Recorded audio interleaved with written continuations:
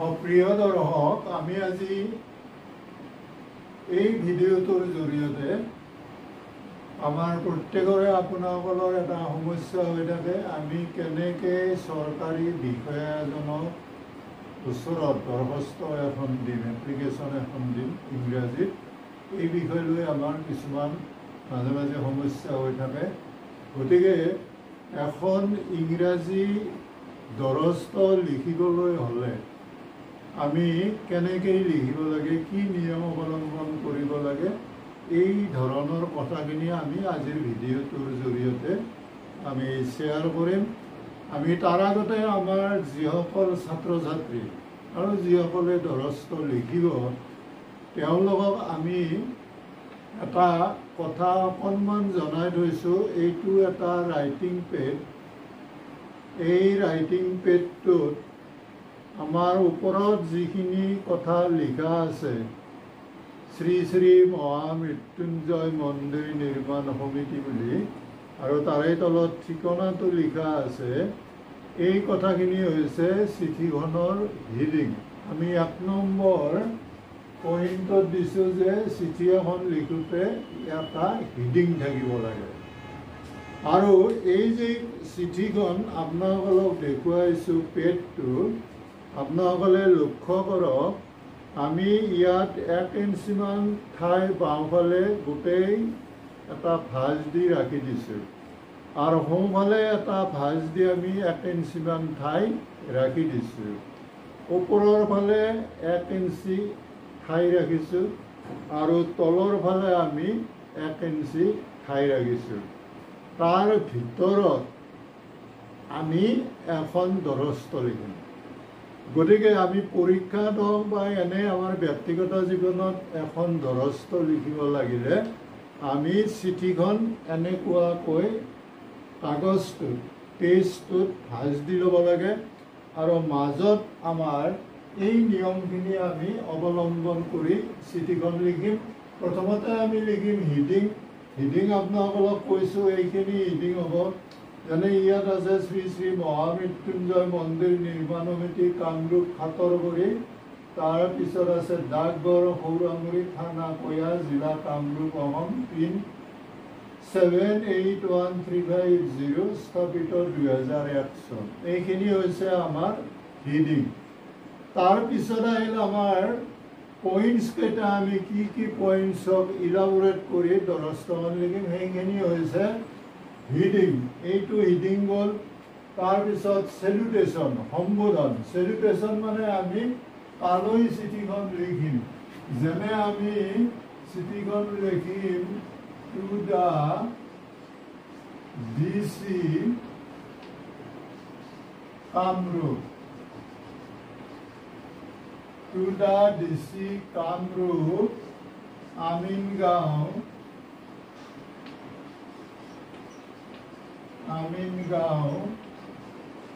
গুৱাহাটী। আমি চমুকৈ থৈ দিছোঁ 31। এইটো হৈছে চেলুটেশ্যন। চেলুটেশ্যন মানে সম্বোধন, কাক আমি এড্ৰেছ কৰিম, কালৈ চিঠিখন পঠাম। যদি তুমি হেডমাষ্টাৰলৈকে লিখিব লগা হয় তেতিয়া লিখিম টু দি হেডমাষ্টাৰ, আমাৰ ড্ৰপ থাকিব, যাৰ যি স্কুল বা কলেজ হয় তেনেকৈ লিখিব। To the headmaster, to the principal, to the news editor Assam Tribune. যেনেকৈ আমি ব্যৱসায়িক চিঠিও লিখিব পাৰোঁ, টু দি DC লিখিব পাৰোঁ, টু দ্য MLA লিখিব পাৰোঁ, টু দ্য MP লিখিব পাৰোঁ। এনেকুৱাকৈ আমি চেলুটেশ্যনত চিঠিখন লিখিব লাগিব। এইটো হৈছে সম্বোধন। এই সম্বোধনটোৰ পিছত আমি কি কৰোঁ, চিঠিখনৰ ওপৰতো আমি দি থ'ব পাৰোঁ বা ইয়াতো আমি দি থ'ব পাৰোঁ কি ডেটেড। ডেটেড আমি ক'ৰ পৰা লিখিছোঁ, এই ঠাইখিনিৰ নাম আৰু তাৰিখটো, যেনে 30/7/2024 তাৰিখটো। গতিকে ইয়াৰ পিছত হ'ব কি ছাবজেক্ট। ছাবজেক্টটো আমাৰ বাওঁফালৰ পৰা অকণমান ঠাই এৰি আমি ছাবজেক্টটো লিখিব লাগে। ছাবজেক্টটো কি হ'ব? Application. Application. Application for grant. কিবা এটা বস্তুৰ কাৰণে আমি এপ্লিকেশ্যন দিম, দৰখাস্ত দিম আমাক টকা মঞ্জুৰ দিয়াৰ কাৰণে। এপ্লিকেশ্যন ফৰ গ্ৰেণ্টছ, টকা মঞ্জুৰ কৰাৰ কাৰণে দৰখাস্ত। গতিকে আমি চেলুটেশ্যন এইটো লিখিলোঁ। চেলুটেশ্যন এইখিনি কৰে to the DC Kamrup, Amingaon, Guwahati address. এইখিনি হৈছে চেলুটেশ্যন। তাৰপিছত এইটে ডেটেড ছাবজেক্ট, এইখিনি ইয়াৰ লগতে দৰখাস্ত এখনত থাকিব লাগে। হয়তো তোমাৰ কেতিয়াবা ছাবজেক্টটো লিখোঁতে 2 লাইনো হ'ব পাৰে, যদি বহলাই লিখোঁ ছাবজেক্টটো 2 লাইনো হ'ব পাৰে, এইটোলৈ কথা নাই। গতিকে এনেকুৱাকৈ আমি ছাবজেক্টটো লিখিব লাগিব। তাৰপিছত বডি অফ দি লেটাৰ আমি বৰ্ডত নধৰে কাৰণে এইখিনি মুচি ল'ম। আপোনালোকে এইখিনি মনত ৰাখিলে সুবিধা হ'ব। আমি আকৌ এইখিনি পিছত কৈ ল'ম। ইয়াৰ পিছৰটো আছে body of the letter. Body of the letter অৰ্থাৎ চিঠিৰ মূল ভাগ। বডি অফ দি লেটাৰত আমাৰ কি থাকে? আমি প্ৰথম আমি লিখোঁ কি? ৰেছপেক্টেড। ৰেছপেক্টেড ছাৰ, বা যদি আমাৰ মহিলা হয় অফিচাৰজন, বা আমাৰ বাইদেউজনী প্ৰিন্সিপালজনী যদি মহিলা হয় তেতিয়া আমি মেডাম লিখিম। হেডমিষ্ট্ৰেছ যদি হয় আমি মেডাম লিখিম। গতিকে ৰেছপেক্টেড ছাৰ অৰ মেডাম, এইটো ৰেছপেক্টেড ছাৰ মেডাম। যদি মাইকী মানুহ অফিচাৰ হয়, মহিলা হয় আমি মেডাম লিখিম, আৰু যদি পুৰুষ হয় তেতিয়া ছাৰ লিখিম। গতিকে আমি কি লিখিম এতিয়া? যে বডিটো লিখিম। চিঠিত আমাৰ মূল যিটো বডি, চিঠিৰ মূল কথা, এই চিঠিৰ মূল কথাখিনি লিখিম। গতিকে আমি কি লিখিম? যে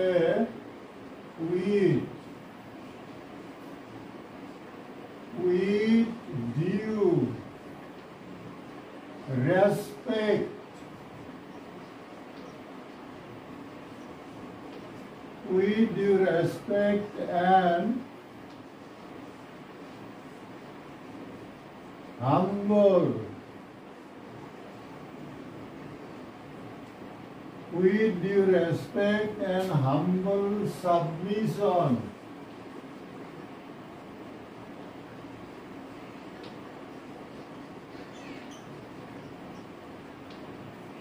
I would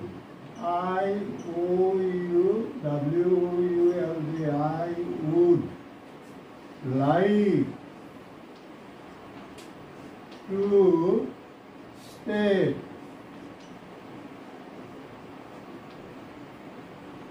that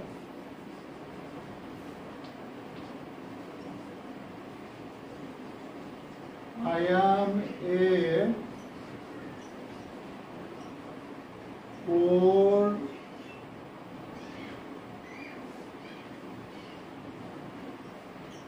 cultivator of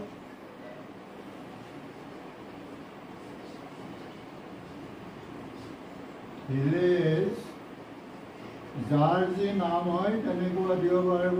আমি দিলোঁ চৌৰামুৰি, গতিকে ৰঙিয়াৰ মানুহে ৰঙিয়া দিলোঁ। Of village Chowramuri in the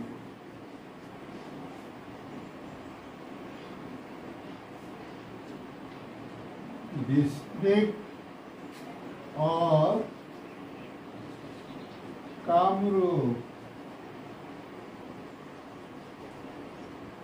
এইখিনি যে দিলোঁ আমি বডি অফ দি লেটাৰত চিঠিখনৰ অংগ মূল অংশটোত লিখোঁতে আমি প্ৰথমে এইটো দিলোঁ কি আইডেণ্টিফিকেশ্যন, অৰ্থাৎ মই কোন হওঁ, লিখোঁতাজন কোন হওঁ, যিজনে লিখিছে যদি ছাত্ৰ হওঁ ছাত্ৰ বুলি ক'ম, খেতিয়ক হ'লে খেতিয়ক বুলি ক'ম, এনে পাব্লিক হ'লে পাব্লিক বুলি ক'ব। যিজনে যি ব্যৱসায় কৰে তেওঁ চিঠিখনৰ এইটো জনাই দিব প্ৰথমে ফাৰ্ষ্ট লাইনত। আৰু কি হ'ব যে অফিচিয়েল চিঠিখন লিখোঁতে এজন DC বা এজন ডাঙৰ মানুহ হ'লেও এনেকুৱা চিঠিখন লিখোঁতে আমি ভাষাটো একেবাৰে ভদ্ৰ পলাইট লেংগুৱেজ ব্যৱহাৰ কৰিব লাগিব। কেনেকুৱা? With due respect and humble submission I would like to, এইটো এটা ভদ্ৰতাৰ ভাষা। I would like to state that I am a poor cultivator of village Suranguri in the district of Kamrup. Kamrup গ্ৰাম্য জিলাৰ সৌৰমুৰি গাঁৱৰ মই এজন দুখীয়া খেতিয়ক, এইটো মোৰ চিনাকি। গতিকে ইয়াৰ পিছত আমি কি লিখিম যে আমাৰ দৰখাস্তখন লিখাৰ যিটো কাৰণ, কি কাৰণে দৰখাস্তখন লিখিছোঁ, কি কাৰণে গ্ৰেণ্ট লাগে, সেইটো আমি বৰ্ণনা কৰিব লাগিব চমুকৈ। গতিকে আমি ইয়াৰ পিছত কি লিখিম? ইয়াৰ পিছত লিখিম ডেটছ আৰ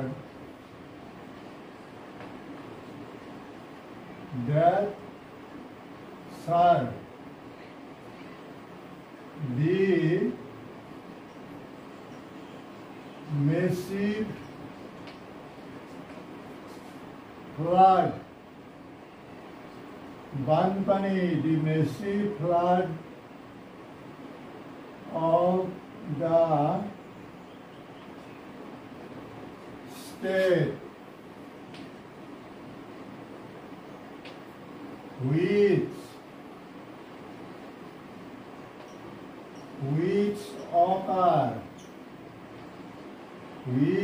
occurred on যি তাৰিখত বানপানী হৈছিল, which occurred on 2004 has broken down, ভাঙি পেলাইছে, has broken down the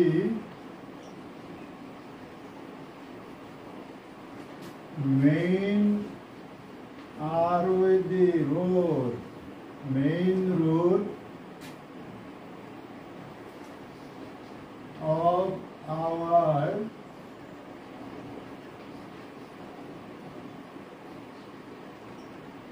village.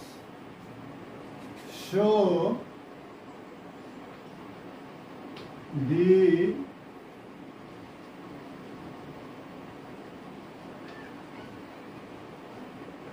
communication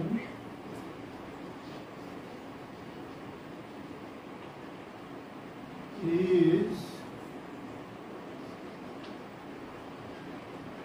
facing very hard.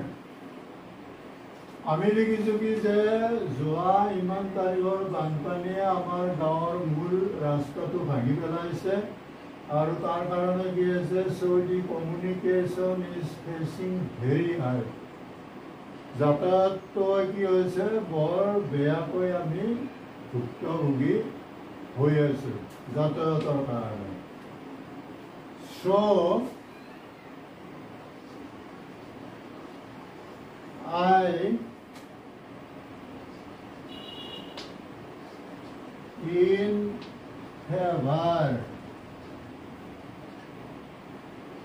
in favor of the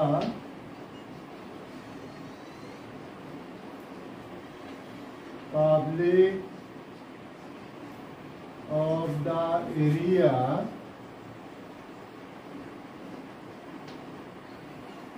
public area I fervently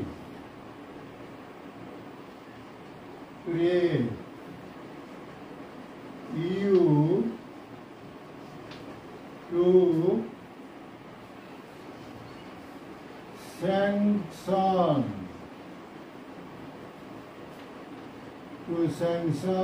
an amount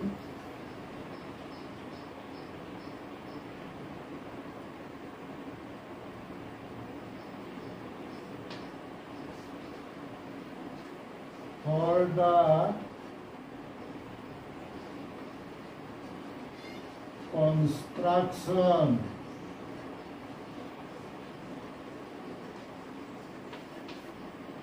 construction of the road. গতিকে আমাক এই ৰাস্তাটো বনোৱাৰ কাৰণে কিছু অংশ কিছুমান টকা লাগে। তাৰ পিছৰখিনি এনেকুৱা হ'ব,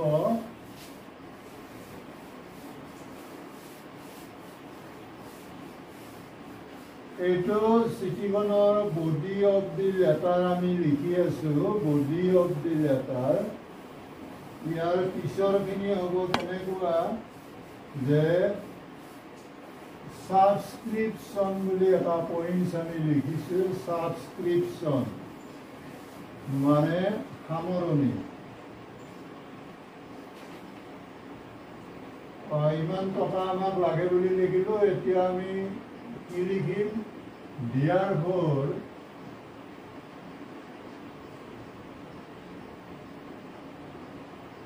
we বা I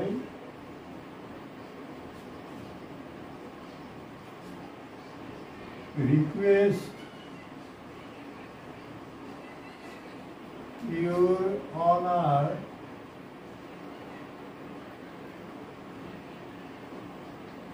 to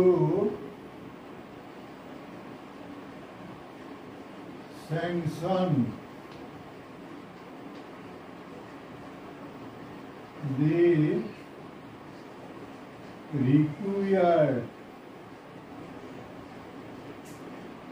required money for which act of your kindness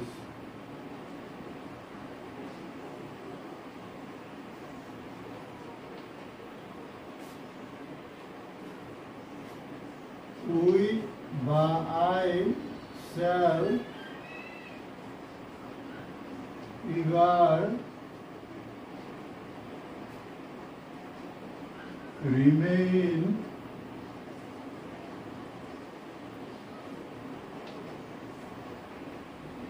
grateful to you and oblige। চিঠিখনৰ শেষত আমি কি কৰিছোঁ যে কামটো যদি হয় আমাৰ, তেতিয়াহ'লে আমি আপোনাৰ লগত চিৰকৃতজ্ঞ থাকিম। তাৰপিছত কি আছে? Name of the letter. এইটো আমাৰ শেষৰখিনি হৈছে কি? Name of the letter writer. ইয়াত লিখিব লাগিব ইউৰ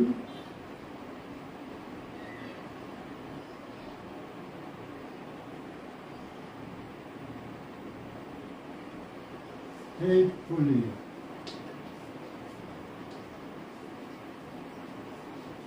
বা faithfully use বুলি হয়। যেতিয়া আমাৰ ছাত্ৰ এজনে লিখিব তেতিয়া কি লিখিব?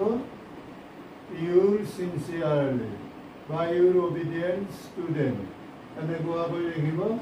আৰু ইয়াত তাৰিখ দিব তাৰ পিছৰ এটা ভাগ আছে কি ইয়াত আমাৰ চিঠিখন লিখোঁতে ইয়াত এটা নাম দিব লাগিব যেনে শ্ৰীযুত নাথাকে ইয়াত অকল শ্ৰী নামটো দিব লাগিব আৰু ঠিকনাখিনি দিব লাগিব ইয়াৰ পিছৰ এটা ভাগ আছে কি আমাৰ সুপাৰস্ক্ৰিপশ্যন তাৰমানে চিঠিখন যদি আমি ডাকত পঠাওঁ এনভেলপৰ ভিতৰত সোমাই ওপৰত যিটো ঠিকনা লিখিম সেইটো হ'ল সুপাৰস্ক্ৰিপশ্যন অৰ্থাৎ পঠাওঁতালৈ যালৈ পঠাম তেওঁৰ ঠিকনা বাকী এই পাঁচটা আমি ভাগত এখন চিঠি লিখিব পাৰোঁ গতিকে যিসকলে এই ভিডিঅ'টো চাই আছে নিশ্চয় অকণমান উপকৃত হ'ব গতিকে এনেকুৱাকৈ ট্ৰায়েল দিলে নিশ্চয় আপোনালোকৰ যি সমস্যা হৈ আছে দৰখাস্ত লিখা